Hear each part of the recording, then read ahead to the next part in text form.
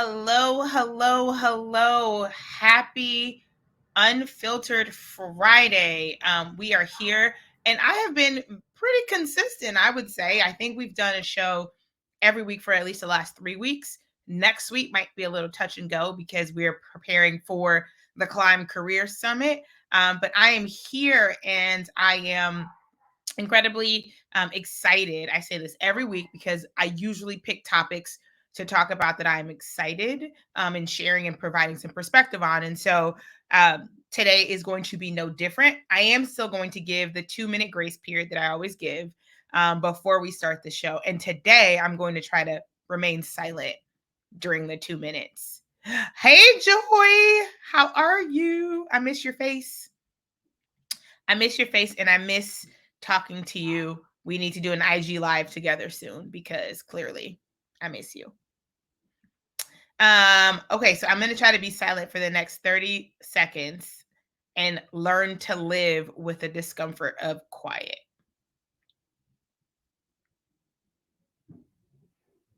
Okay, that was a good 10 seconds. I'm working towards it. I'm gonna get better. But we'll see how long over the course of this conversation or this series, we'll see if I get more comfortable with the silence. Also, it's a bit weird because I can't see anyone. And so I feel like I'm talking to myself, and sitting quietly while I'm talking to myself is a little bit weird. But the 2 minutes is up. Hi, everyone. Welcome to Unfiltered Friday. For those of you who I have not had the pleasure of meeting in person, my name is Watchin Yanu, and I'm the founder and CEO of I Choose the Ladder, which is a career development agency that helps large corporations develop and retain their high-performing talent. And we specialize in the development and retention of Black women in the corporate space. One of the ways that we do that is through digital resources like this semi-weekly LinkedIn show called Unfiltered, What Your Employees Are Not Saying. And for us, it's an opportunity to share with our clients, right? Because we are a B2B company, the things in the chatter that we are hearing when we speak with your employees and we work with your employees that they may be too afraid or have checked out, what have quietly quit to the point where they don't feel like sharing this information is going to do any good. But for your company, as you start to invest resources, be that financial resources, human capital resources, time, all of those things, this kind of data information is important for you to have so that you are creating programs and structures that actually support the needs of your employees, not just what you think their needs are. And so today we are going to be talking about the set up to fail syndrome. I knew about this in terms of intellectually, but finding research that talks about the ways in which managers sometimes unintentionally set up their employees to fail was fascinating to me. It supported a lot of the work and the findings that we've been having in working with corporations. But so today we're going to talk about what it looks like as a manager to set your employees up to fail. And a lot of times this is not an intentional action that's being taken. It's a default kind of human behavior that we have. And then some of the ways in which you can start to intentionally correct the actions as a manager that you're taking as it pertains to how you manage your staff, right? As always, if you have a question or a comment, you can drop it in the chat.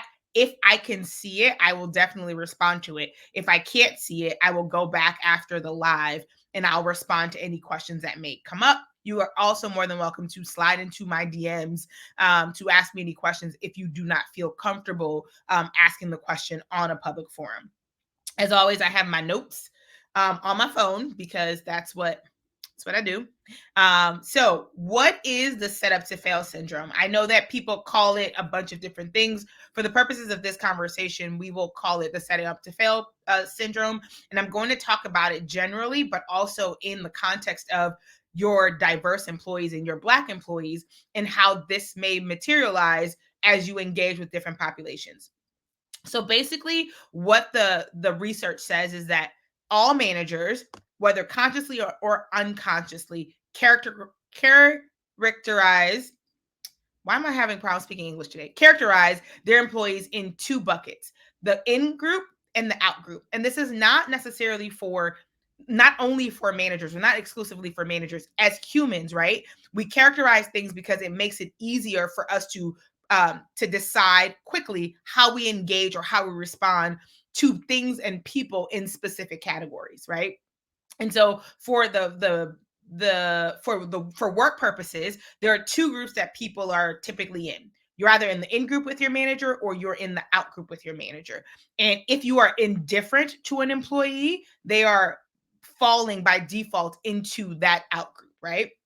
And how do you decide, or how do we decide who makes it into which group? So there are a few things. So one, it's the early perception of the employee's motivations, right? So somebody joins your team in the first week or so.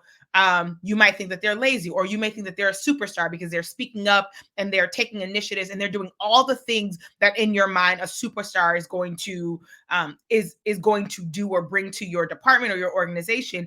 And so you decide immediately, like, this person is a good person. This person is somebody who I can trust. This is somebody who's going to be a high contributor. And then somebody else who may be a little bit quieter, or who may have a different background or a different cultural background in which they engage differently in when power dynamics or different structures are there. You may see that as a sign that they're not displaying all of the things that I think a high performer would display. And so they are in the out group.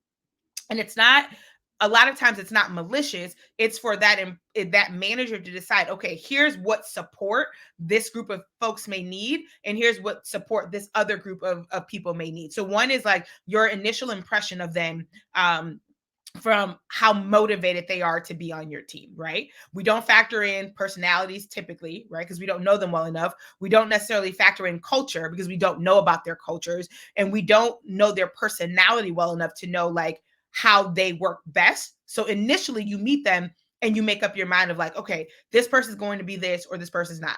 Another way that you characterize them is based on how they came to your team, right? So if there's someone who's an internal candidate who comes over based on like from another team, and that boss gives you a glowing recommendation for that person, or maybe they give you kind of a lackluster, right, based on their experience with that person, that oh, Watson's going to be this, or oh, Watson's a rock star, right? That also helps you, it shapes your impression of how that person will perform as a subordinate in your department, right? So it's not necessarily based on your personal interactions with them. It's based on what their previous manager said to you about who they are as an employee. A third thing that could factor if you put someone in an in group or an out group is if they make an early misstep, right? Or they make an early mistake that you find unacceptable, or that you find that you have really like a visceral reaction to, right? So they make a choice professionally with a project maybe, or how they engage in a meeting, that something happens that you consider a misstep, and all of a sudden you have a sense of who you think they are. And so you either put them in the out group, or if they are killing it, right, in the first few engagements that you have with them, the first few projects in your mind, then they go into that in group, right? Because obviously they have to be a rock star because they've done these things.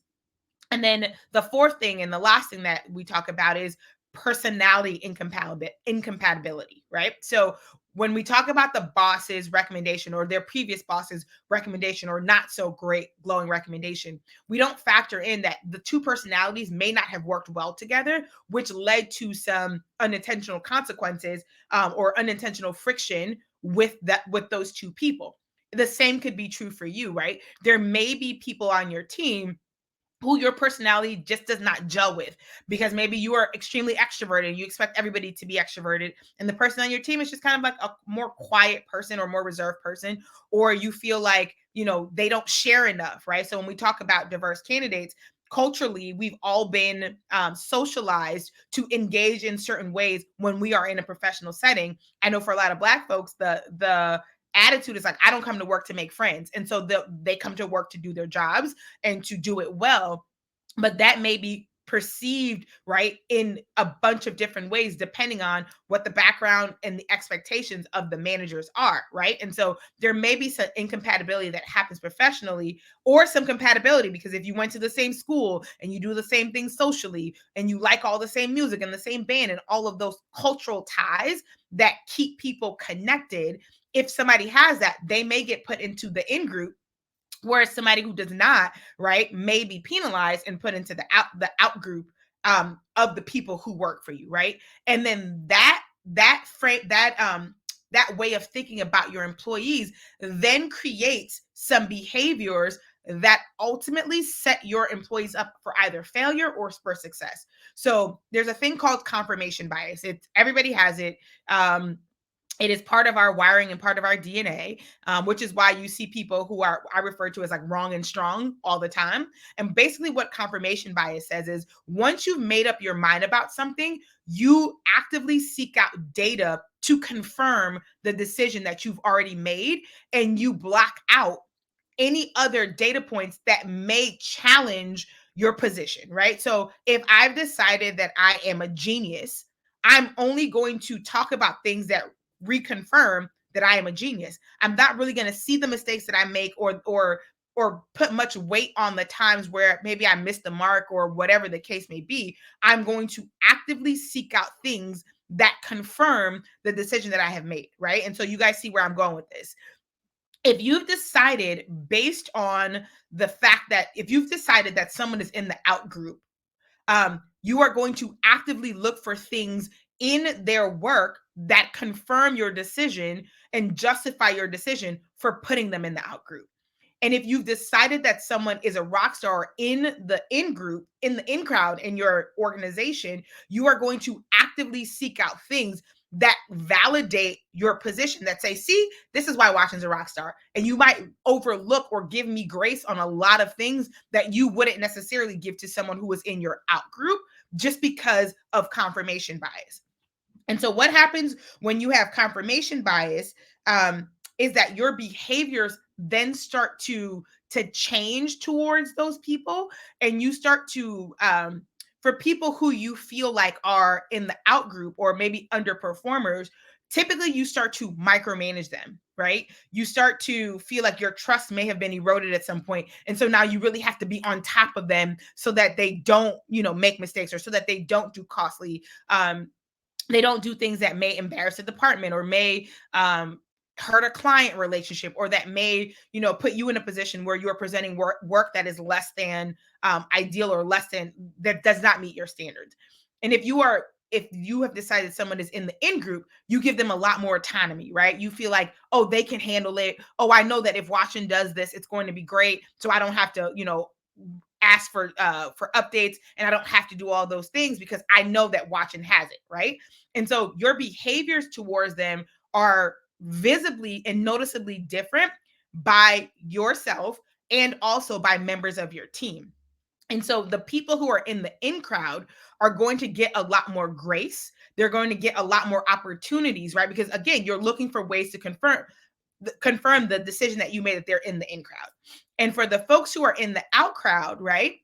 What ends up happening is what you feel like is helping them is actually hindering them from giving you their best work, which will then start to the cycle all over again of them not doing their best, not giving you their best, because it's not going to matter. Like the default is, well, I might as well wait for them to tell me what to do, because every time I do something, it gets picked apart, or I don't have room to make mistakes or learn. I'm always under a microscope. And so again, in an effort to try to please, they tend to make really crazy goals, put a lot of pressure on themselves, which leads them to fail, which then leads you to be like, see, I knew that they weren't going to be able to do this. I knew they weren't going to be able to meet this deadline. I knew that they weren't, right? And so the cycle of one, categorizing people, right, based on things that are sometimes arbitrary, and then adjusting your behavior to confirm and reinforce what you already believe, sets your employees up to either fail or succeed.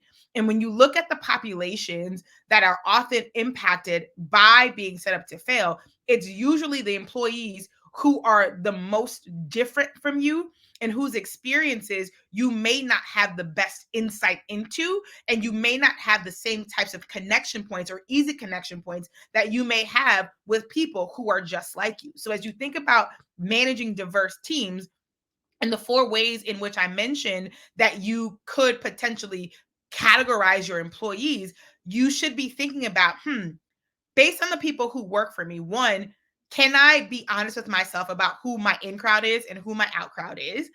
What do the makeup of those groups look like? Right? Is your in crowd people who are exactly like you, or the people you see yourself in? And is your out crowd or of your employees the people who may be different than you? Because that is problematic, right? What all of your employees need, regardless of their background or how much of themselves, of yourself, you see in them, they need environments that set them up to succeed and that give them the freedom and the flexibility to learn and grow and develop in the same way that their peers do. And so I know that um one of the things that we may be thinking about is like, well, why is this a problem, right? I identify my rock stars, they do great work. I don't really necessarily lean on the underperformers as much, so like I should be fine. And what I want you guys to think about is that there is a price to be paid for having an environment or a culture where this is happening, right? So you hear about your rock stars or the high performers who end up feeling like they are being penalized or punished because they are high performers. So as opposed to correcting the action of both the manager and the employee, what tends to happen is the work gets shifted from the desks of the people who are assumed to be in the outcry crowd and gets shifted to the desks of the high performers. And so not only are they now doing their work, they're also picking up the slack for other people who are still getting paid their full salary, right? Who are still being compensated as if they were doing their full-time jobs, but they're actually members of the team who are doing their work plus some, and it feels like a penalty or a punishment, and that can create burnout in your high performers, and then they will leave. The flip side of that is people who are in the out crowd in your workplace often feel underutilized, right? So they're like, I've gone to school for this, I've done this, but I'm always getting the busy work. And it's because, you as a manager may not trust them based on whatever. And as opposed to addressing the issue through candid conversations, through honest dialogue around what the gaps are, what caused them, what are the symptoms, what are the root causes, we, because it's easier, shift, right? And we start to underutilize certain groups and treat them as if they're, admin staff or whatever the case may be, regardless of their position or their title. And so then they also become resentful and they check out, right? So part of what we're hearing now is quietly quitting, right? But we people have been checked out from work for a variety of reasons for a really long time. But when people feel like they're being set up to fail or they're not being given the same level of investment or being treated fairly because of an early misstep or whatever, they check out. And so you don't get the best work from them. Your high performers burn out and then they quit, right? And then you're stuck with a cycle of, people who are unhappy and miserable. They spread it around the office, they talk about it, and then your high performers are overworked, and then ultimately they end up leaving. And so the energy cost for the boss to micromanage a group of people who maybe with some other choices may make a different choice or do something differently. The cost to the team, right? So I read a quote that said a team is like an organ or like a body, right? So when one part of the team suffers, the entire team suffers. And so if some people see you micromanaging or belittling or not giving grace to a certain group of, like, a certain segment of your team, the natural instinct is to think, oh, it's only a matter of time before that gets turned on me, right? If they're capable of doing this to this person, it's only a matter of time before I become that. And so there's a level of fear. And so again, you don't get the best work out of your employees. And so it is in everyone's best interest that you figure out how to one, catch yourself when you start to repeat the cycle of the setting up to fail cycle, right? Of categorizing, then finding things to confirm your decision, which then justifies behaviors that you don't treat the entire team with. and then that employee feels the pressure, ultimately fails to meet your expectations, and then the cycle starts all over again. There has to be something, an intervention culturally that happens that then breaks that cycle, right? And allows you and the employees to kind of reset, which is hard. I get it, right? Because they say the best predictor of the future of future behavior is past behavior, but there has to be an opportunity for redemption if you want to create an environment or a culture within your organization where you can get the best performance out of everyone who you hired. Because if you hired someone, you didn't hire them being like, oh, they're going to be mediocre, but I think it'll be fine. No, at a certain point, you saw potential in that person. And so there needs to be some grace and some opportunities for redemption as people learn and grow professionally, right? We all make mistakes. And even as a manager, if you are someone who's in this cycle, you are making mistakes in how you are managing and dealing with your staff, especially since there are so many elements of this that don't that may be unconscious biases for you that cause you to incorrectly characterize someone.